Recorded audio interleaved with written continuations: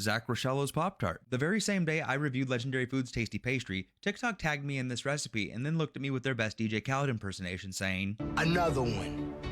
Another one. Another one." So let's see if Zach's Pop Tart is the real deal. Recipe, macros, taste, let's do this thing. As always, please check Zach's channel for the recipe. I'll make sure he's tagged in this video, but for his score, it's actually a really nice recipe. It's pretty easy to make, the ingredients are all things you should have on hand, and it's fairly creative. The only pain in the butt part is crimping the bread, because you could do it too tight and rip the bread, or you could do it not tight enough to where it opens up. And then also, you actually got to cook something unlike the Crocker cookie. So overall, I'm going to go 8.5 out of 10 on recipe. For his macro score, here's a quick note for the people in his comments telling him that his macros are off. You better check yourself before you wreck yourself. It's because his macros are accurate. You got to remember, you got to account for the crust that you cut off the bread once you crimp it down, and then the Pop-Tart frosting you need to divide by 4 because it's meant for 4 Pop-Tarts. If you don't do those two things, your macros will be far off. For the actual macro score, that will vary from person to person based on ingredients used, but for mine, I got 18.8 on the calorie to protein ratio. I got 1 gram of fiber and 0 grams of added sugar.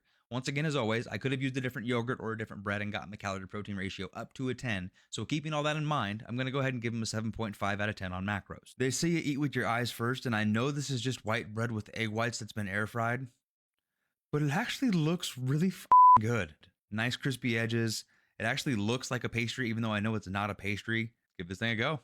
As soon as you bite into it, it's got awesome taste. It tastes surprisingly a lot like a pastry. I didn't expect that with it being white bread. In my own head, my own idea of making a homemade protein Pop-Tart, I was going to do like a protein type dough. This bread works surprisingly well. I am using a higher calorie white bread, so it does have sugar added into it, so it maybe has that extra bit of sweetness that some people might not get. No! We got a man down, dude!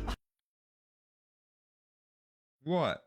ThunderCon leaves no man behind! Comparing this to the Legendary Foods tasty pastry that I reviewed, that got an 8.5, this blows that out of the water. Then again, most things you can make at home are always going to taste better.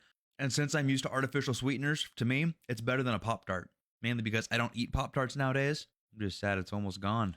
That beats the Legendary Foods tasty pastry easily. It's getting a 9 out of 10, for sure. Averaging the 3 stats for Zach's Pop-Tart takes it to an 8.3 out of 10, and I'm going to round that up to 8.5 out of 10. Being really easy to make and having a really good taste will do that. The only thing holding it back is it didn't have as much protein as I would want. I would have to switch the recipe or the ingredients up to make that a little bit better. But even then, solid snack if you're trying to lose some weight and you got a thing for Pop-Tarts. So we're 3 for 3 on good recipes for the recipe review series so far, and I'm really not looking forward to the day I've got to do a bad one. But good job, Zach.